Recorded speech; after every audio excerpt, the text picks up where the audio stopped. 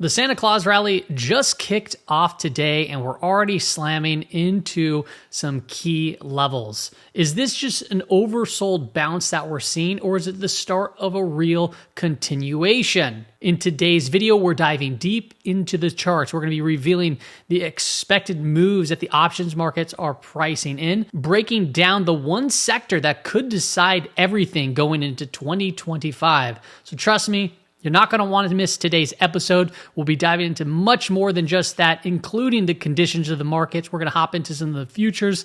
We're going to get into commodities and, of course, some intermarket assets as well. If you haven't done so already, make sure to subscribe. Before we hop into today's episode, I want to thank all the patrons that support this channel and this show. For only $9 a month, you can get access to much more benefits. I want to thank my partners, Interactive Brokers. If you haven't seen them, make sure to click the link because there is a lot of cool stuff going on at Interactive Brokers. They have a Traders Academy, which has courses from beginner to advanced. And that's not all. They have Traders Insight blog, a quant, webinars, podcasts, and just so much more. Let's get into today's show.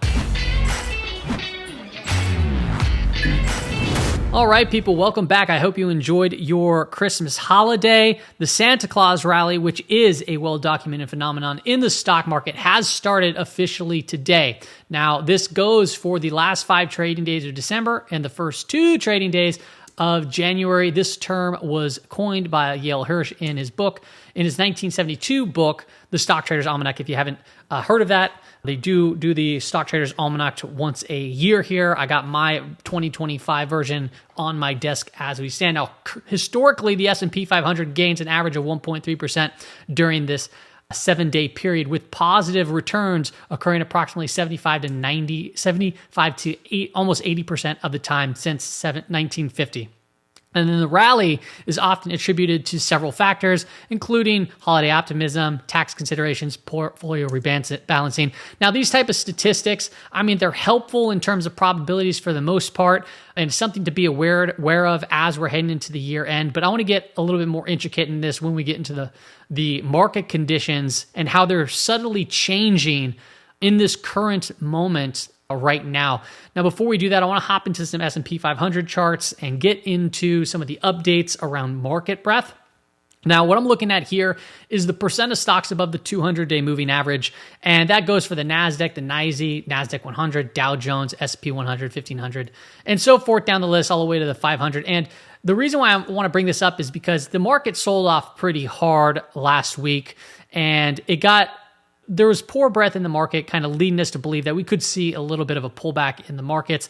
And then when things got very extended very quickly as far as breadth goes, you can see they became in some oversold conditions. We're starting to see a bounce back. And the bounce back here as far as market breadth goes, it's still really not too impressive, right? You'd get more concerned if it was up here above 80% across these index products.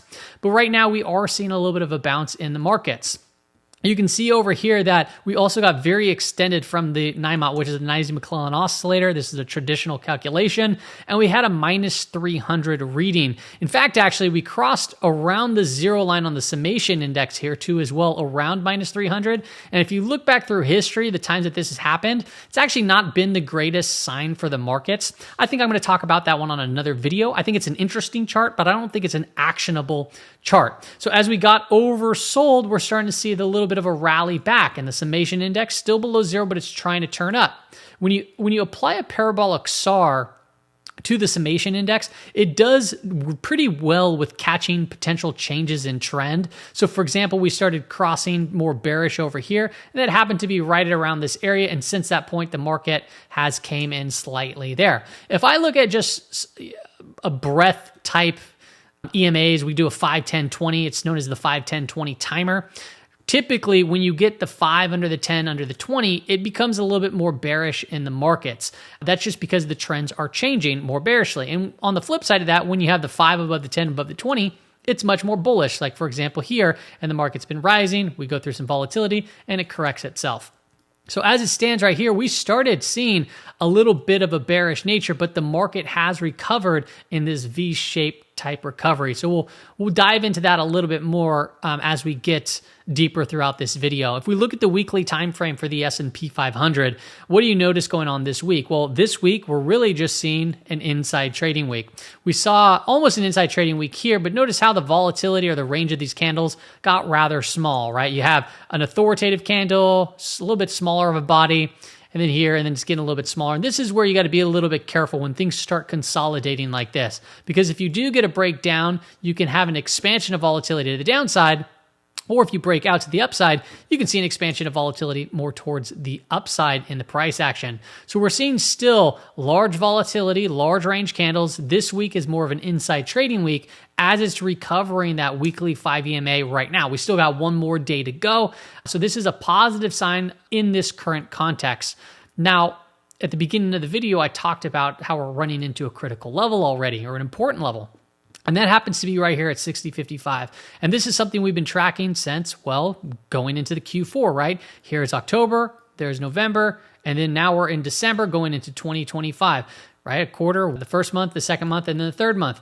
And this level right here was something known as the JPM collar. And towards the end of this month, going into Q1 of 2025, we're going to get the new JPM collar. And these levels can have the potential to be critical for the market, because as the market moves towards that key level at 60.55, you might see some dynamic hedging take place where the market can back off. And you could see we have got hung up in and around this area, and we're kind of moving right back there as far as today goes. You can see this was the JPM collar that was placed, and you can see that 60.55 level right over here, the call on the SPX.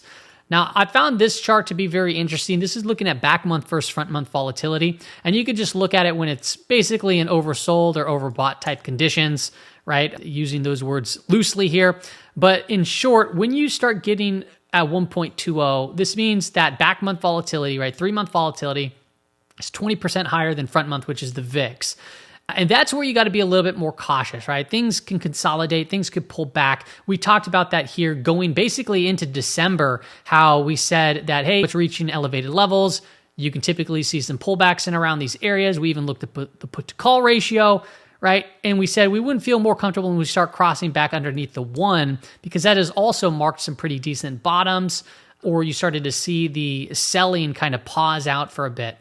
Well, we came down here pretty quickly on that rough day. I think it was December 18th, right? To 0.88. And then the market really kind of just stretched really far down there. We got pretty oversold levels around breadth and so forth. And then very quickly, right, on this rebound, look where we came back up to, right above 20% again. So we're seeing this really kind of go kind of crazy here. And we're not really elevated above the 1.2 right now. We're more at 1.18. But just understand that it wouldn't take much to start creeping back into more of an overbought condition, looking at back month versus front month volatility here. If you take a look at the bullish percent index for the S&P 500, where do we stand here? The last time we talked about it, we were talking about a little bit of a positive divergence that was actually forming, and that led to a little bit of a press higher in the markets, but that quickly got faded on December 18th, moving this back into stronger oversold conditions. So this is the RSI. The RSI is the relative strength index, but I'm applying it to the bullish percent index of charts. Now, if you don't know what the bullish percent index is, and you don't know what 41.6 means, let me read it off to you. 41.6% of stocks in the S&P 500 are on buy signals based off of the point and figure charts, those tic-tac-toe looking charts, okay? So as you can see, we're at a lower level that we haven't really seen since November of 2023.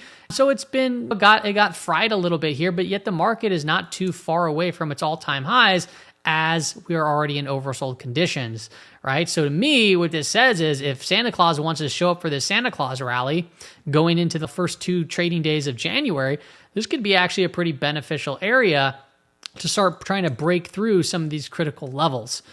Now, let's take a look here, though, at some intermarket aspects that are going on, because there are concerns about what we've been seeing in yield. So looking at the 10-year Treasury yield, we'll look at TNX as the proxy. Today, this reached up to and around where was the high? It says 46.41, so 4.64 on the 10-year yield. And then we reversed and closed near the lows of the trading session. Now, I want to kind of go back through history and see what was it doing, because I've looked at seasonality of this, and you typically do get weakness, but with the election year and Trump being elected, we can go back to when he was elected and kind of see, hey, is it going to potentially follow a similar path? Not always, but it does sometimes give good insights like the dollar did for us, which we'll revisit.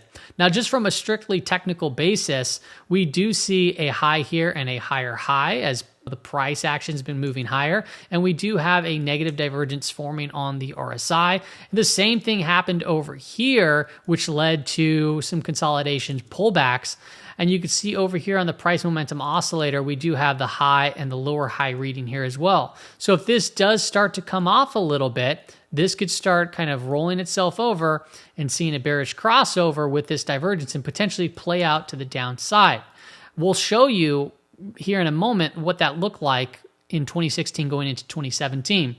The next thing I want to call out is the dollar, and this has been following seasonality very, very closely, but more importantly, very closely to the last time that Trump was elected in 2016.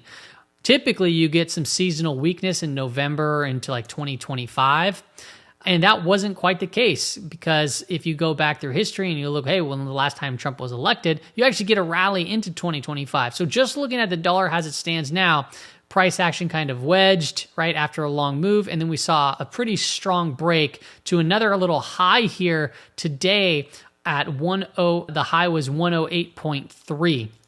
Now, why are these important? Well, I show this chart frequently. Typically, when you have a rising dollar and rising yields, the correlation of the S&P 500 is rather negative. And what you can see here is when the dollar fell and when the 10-year yield fell, the S&P 500 rallied quite well.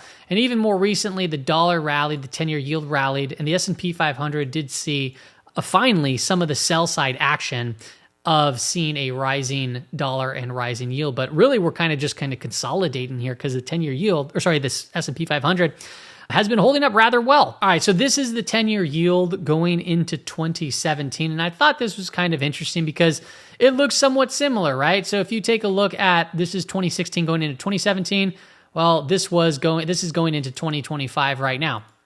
And what you'll see here is November, December, and then basically into the end of the year, we do get a rally, and it started to kind of reverse course. And for the bulk of 2017 here, we actually kind of went down, we went up, we went back down, and it kind of just stalled out and consolidated sideways. And that right there could be a decent sign if things start to kind of cool off a bit here, as we've been really kind of just seeing a one-way ticket to the upside. But what I really found cool here was the dollar back in 2016 going into 2017. This was when Trump was going from the election year in 2016 going into post-election year. You can see that we do have the weakness November 23rd to December 5th of that year. And then to the end of the year, we had a nice rally in the dollar. And if I just go ahead and show you the updated chart, right, typically you get seasonal weakness. November, December, the dollar falls. November to December in 2024, the dollar fell. And then take a look here. October, November, boom, we rallied. And then even that short little pocket in time really lined up very well with the 23rd and the December 5th that we saw here in 2016. And now we're starting to rally higher as we're moving into 2025. So the question here is it going to follow a similar path? Because Trump probably wants a weaker dollar. And that's what happened in 2017. It helped out the markets quite a bit. So if we start to see the dollar back off in 2017 and start to trend lower, is that going to be a positive sign for the markets, for various names like small cap names potentially? Is it going to be beneficial for emerging markets and so forth? And I think we're going to just have to kind of monitor this and see how it plays out getting through kind of the end of year and beginning of year volatility. If we take a look at commodities, gold was up slightly higher today as it's breaking out of a tight little consolidation. This is one to definitely watch if the dollar does come off, right? There's typically a negative correlation. Perhaps gold tries to go and retest some highs there. Oil has been kind of trending sideways, but price action is getting rather tight in here. So just be aware, right? Is is inflation going to kind of continue to have more of a cumulative uptick in following reports? And if so, right, energy might be one to continue to watch because there are some commodities that have been getting rather elevated. If we take a look at copper, copper is also pulling back into this lower trend line over here, and we've seen moves higher from this level before. So is copper going to potentially start to see a little bit of a move higher? Typically, when you see copper rise higher, you can see things like China equities, because there's a tight correlation there, potentially move with copper. And then also, I mean, it's a good gauge on inflation too, right? If copper goes higher, being an economic metal, and it gets more expensive, it could bring up inflationary pressures. Another one to watch would be natural gas. And natural gas, since December, is doing rather well as far as price action goes. So is this a change here shaping up in the price of natural gas? And if so, can we see natural gas potentially move into more of an uptrend? And would that also bring more inflationary pressures, right? It's more expensive to heat your home. And you could see here the 200-day moving average, price action has got rejected from it when it was declining, rejected again, rejected again, rejected again, rejected again. And now we're kind of just trying to battle that 200-day moving average as it's starting to flatten out here. So a little bit more consolidation. I think this could be one to watch to see if we can actually get some movement there in natural gas. Now, just be aware that natural gas, it's trading this is known as the widowmaker because it is very, very volatile, very, very choppy. So just be very careful if you just don't know and you're not familiar with trading things like natural gas. Let's hop into some of the sectors. So just today, out of the 11 sectors, consumer staples led the way, more of a risk-off type asset. Below that was financials. We'll hop into that one momentarily. And then towards the bottom of the list, we had utilities, which is more of a risk-off name, and then consumer discretionary, which is more of a risk-on name. So a little bit of a confusing day here as far as sectors go. Now, if I look at a 5-week relative rotation graph, there's a couple names that kind of stand out to me. That would be XLY, right? We've been seeing strength there. Financials is in the leading quadrant. XLC is. And then XLK, that's not moving much over here, but it is in the improving quadrant, and I think it's worth pointing out. Now, XLY, you got to understand that there's only a couple of names here that make up a large portion of this SPDR ETF, and that's Amazon and that's Tesla, right? That's about 20% each. Below that, Home Depot. Now, as you can see, we have a rising 20, rising 50, rising 200 day, and we have a little small inside trading day today as we just putting in a series of higher lows and higher highs. So this also doesn't look too bad. If we start breaking through this, perhaps that goes and tries to shoot for a new high in consumer discretionary.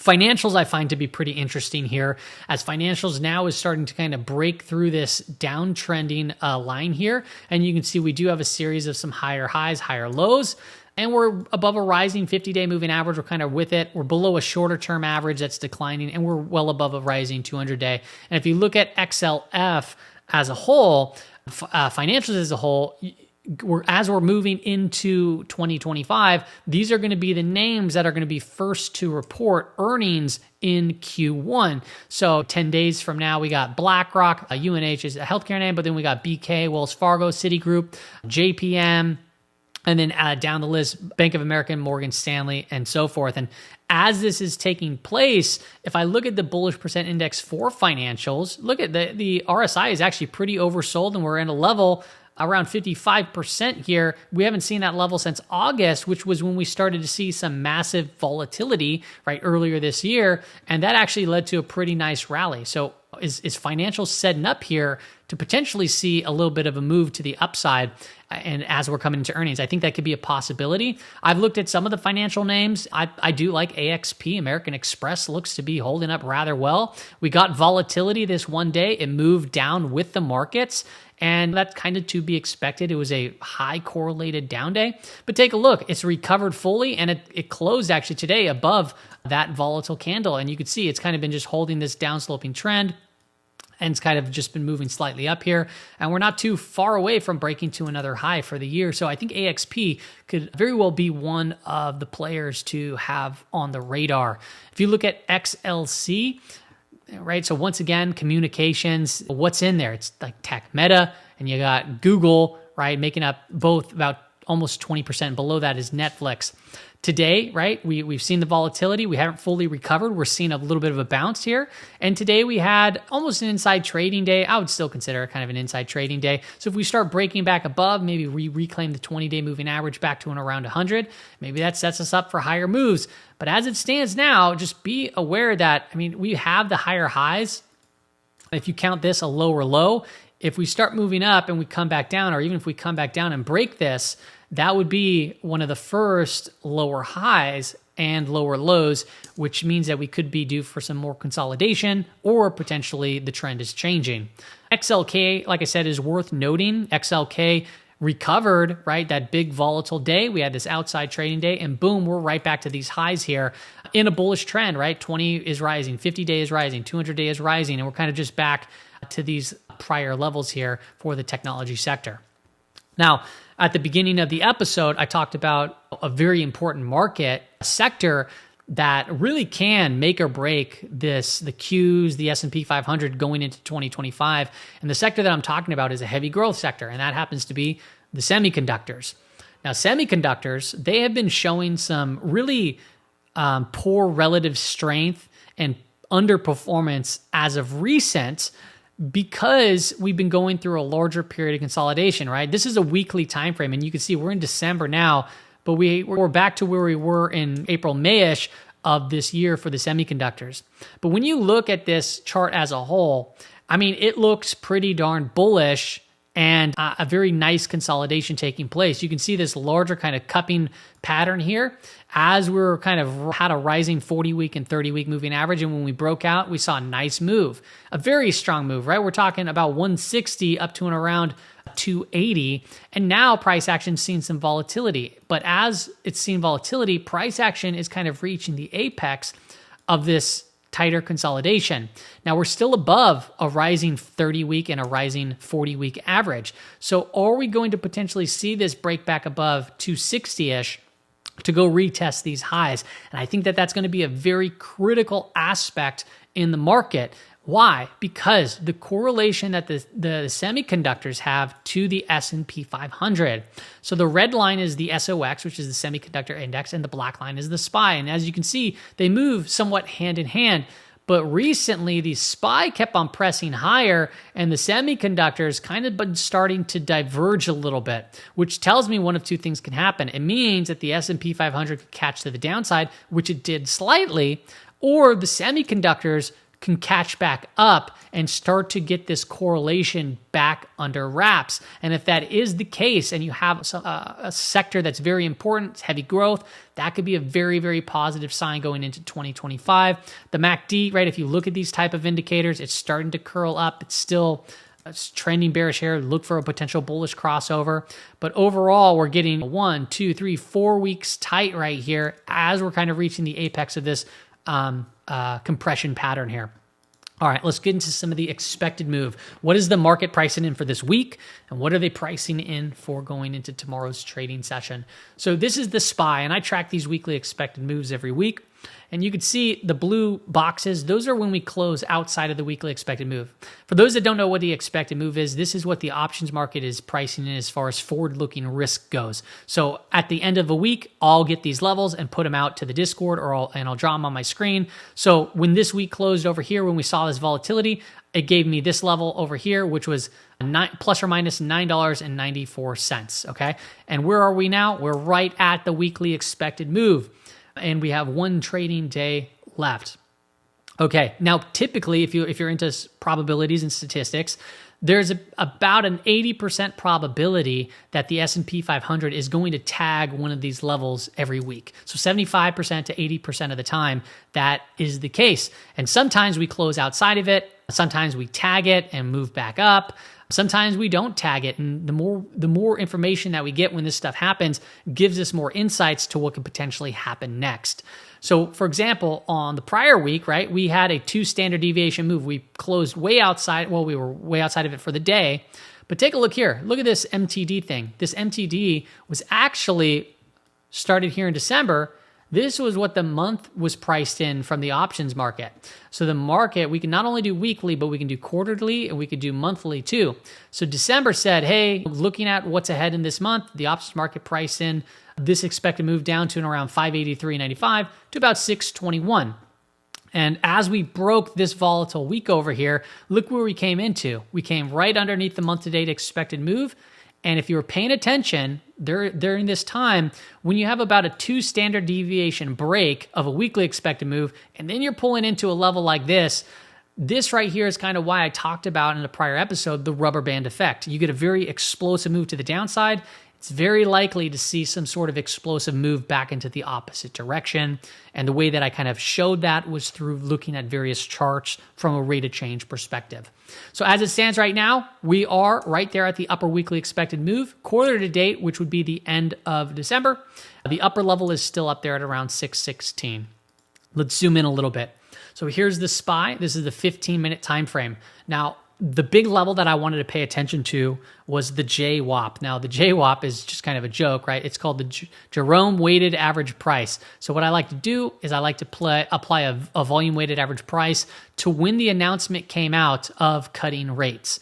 So as soon as that happened, right, the market kind of traded underneath it. And I would say that I wouldn't feel more confident until we break above it and we can hold. So we broke above it, boom, we kind of came back in a little bit, but we made a little bit of a U-turn, and then we've been holding above it ever since. So now, as it stands, right, yes, we're recouping all these levels, but we are well above the average price that was traded through all that volatile movement down there in the SPY. Okay, and as we made this aggressive move, it came where? To the weekly expected level, and it's been kind of just trading sideways in its happy place.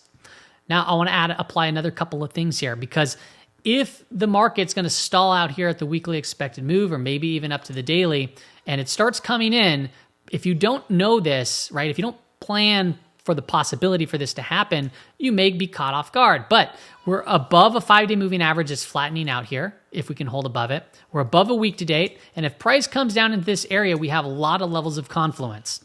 What levels? We have the daily implied move, we have the JWAP, and then if you apply a volume weighted average price for the December low, it's also in confluence over here too as well. So if the market does want to start coming in, just pay attention into and around these levels here, because if we come down, the 5-day moving average will probably start to flatten out to potentially turn back up. And that could be identifying a potential change in trend, which could be very positive heading into the end of the year. If you look at the Qs, a pretty similar situation, right? We reclaimed a lot of these levels. The 5-day moving average is still declining at this current time, but price action's above it. The longer we stay above it, it's going to flatten out to just turn back up. And you could see here, where are we? We're at the upper monthly expected move. We're at the weekly expected move right now. We basically closed 4 cents today away from it. And then as far as the implied moves go for the day, right, we have the zone up here and zone here. So I'm not going to read off the levels. You can screenshot them, put them on your screen going into tomorrow's trading session. As far as IWM goes, a similar situation here too as well, that we have a declining 5-day moving average, but we're above some of these key levels. So even if the IWM were to come down into here, watch to see if it can hold these levels and see if strength appears to see a move higher. Now, IWM saw more relative strength today. So if we get some continuation of that, pay attention to all this confluence up here where we have the weekly expected move, we have the daily implied move. So we have a lot of confluence of potential resistance just overhead. Okay, so those are the expected moves going into tomorrow's trading session, what they are for the week. Let's go into market conditions, see what's changing in this market. Now, I use 2 things when it comes to market conditions. I look at the gamma flip line, whether we're above it and or we're below it. And then I also look at the direction of those 5-day moving averages.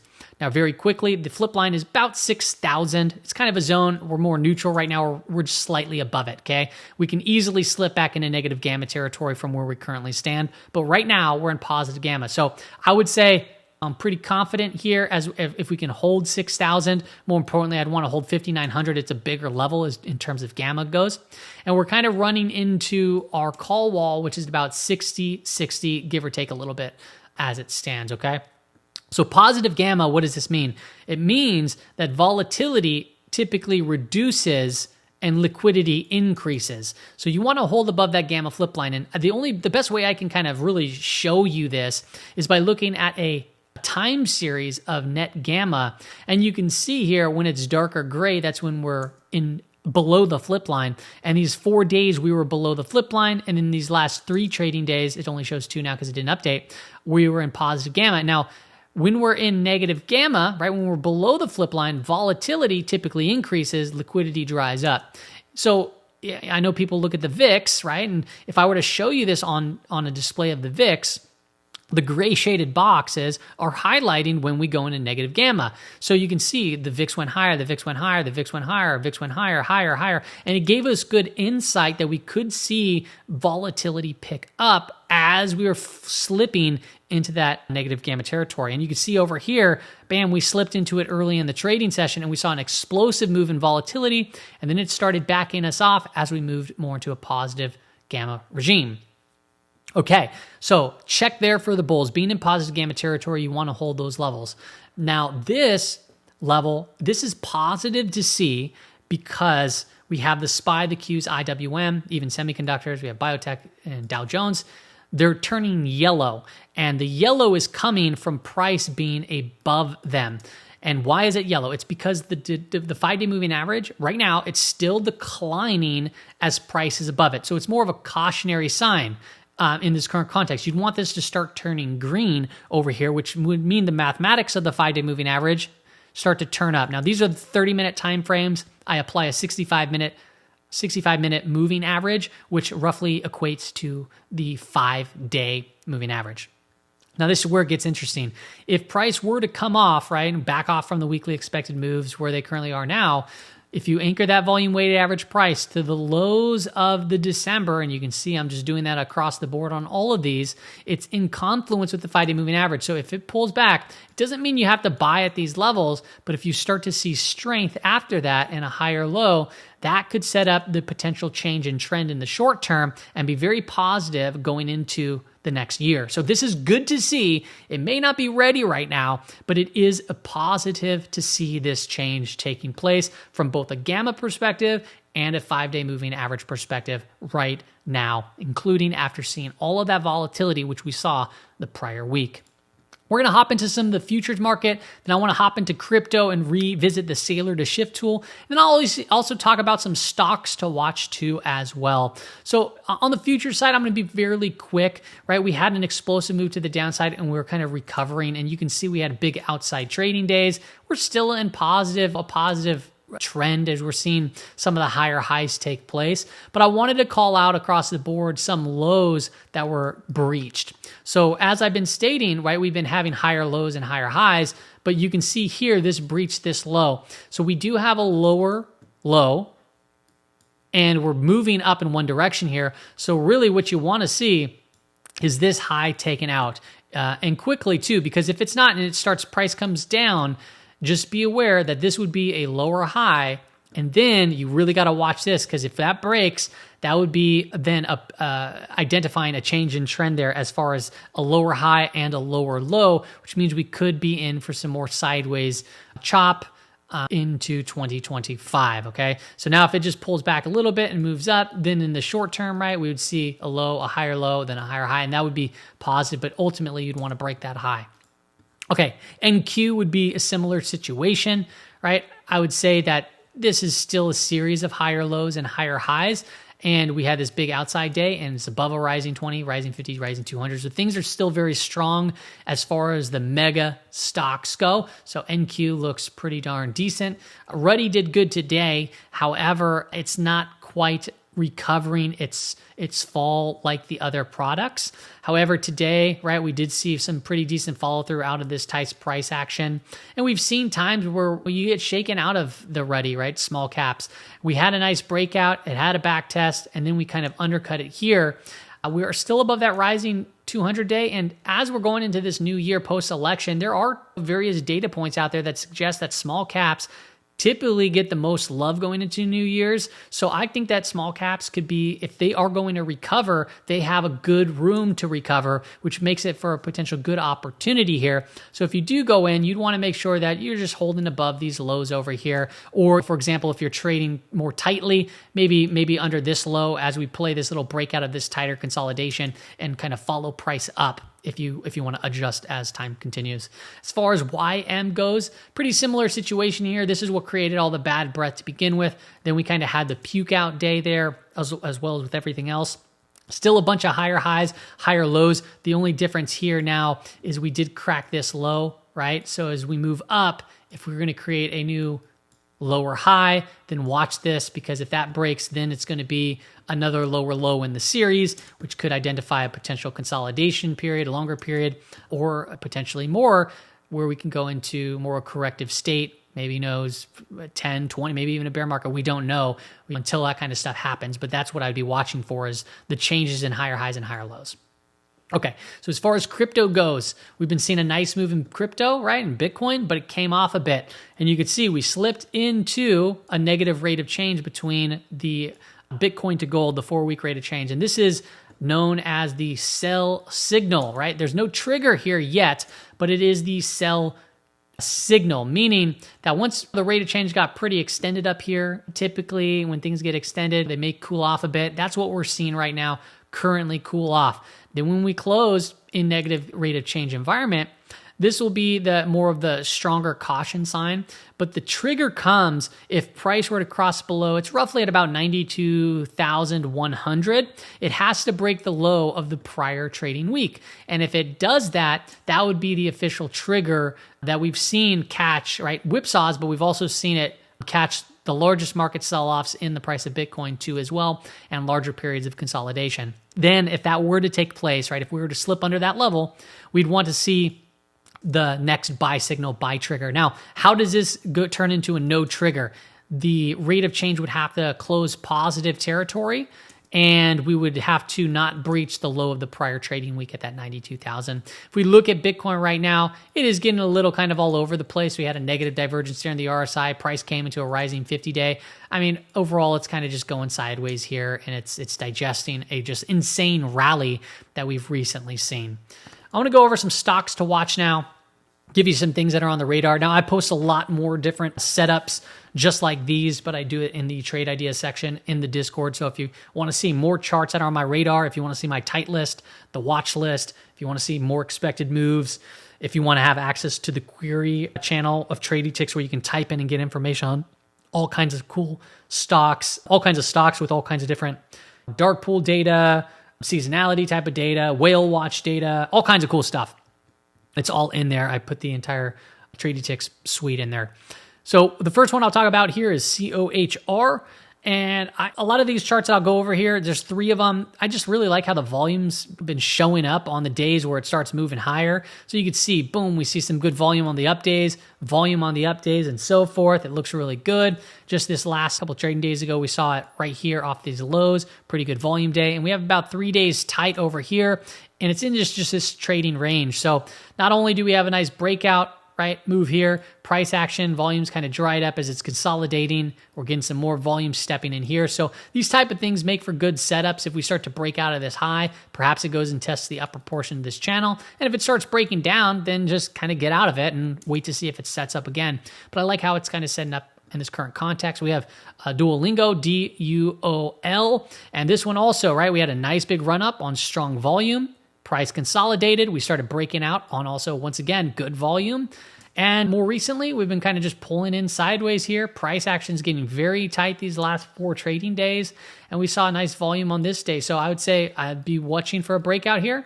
And if it starts breaking down from this consolidation area, I would just put it on more of an alert and kind of keep an eye on it as time goes. But if it trades up and it moves fast, that could be a nice little profit. You just got to make sure that you have risk parameters in place, because it can still break down and maybe potentially reset up later, and that'd be one to watch. Okay, SMTC, this is in the semiconductor space, if I remember correctly. Once again, good volume moves, boom. And then we see some other good volume moves more recently. This will happen to be earnings, and since earnings, we've been just consolidating sideways. When I look at this, I'm just looking, okay, it kind of broke out of these 2 days tight. It looks pretty solid here. But if it starts breaking down from here, I'd probably just be more on the radar. But if we do start breaking out of this pattern, maybe it opens the door to something like 75, 76 up here, potentially even higher. One thing that I do like about getting through earnings is if you have a strong earnings move and you get the consolidations, you typically can get follow through. And that happens very frequently, but just because it happens frequently doesn't mean it could go against you. So it's very important to just manage that risk as you best see fit. All right, so those are the 3 stocks that are kind of on the radar. There's more obviously in the Discord channels. We went over a lot today. Hope it helps out, gives you some insights into what it is that I'm seeing take place in these markets. Be careful, be safe out there, right? The end of the year gets a little wild. And then also, right, the JPM collar, it's going to be initiated here probably in a few trading sessions. That's going to be something to watch too, which we'll cover. So if you haven't, subscribe to the channel and we'll go over that later. See you later.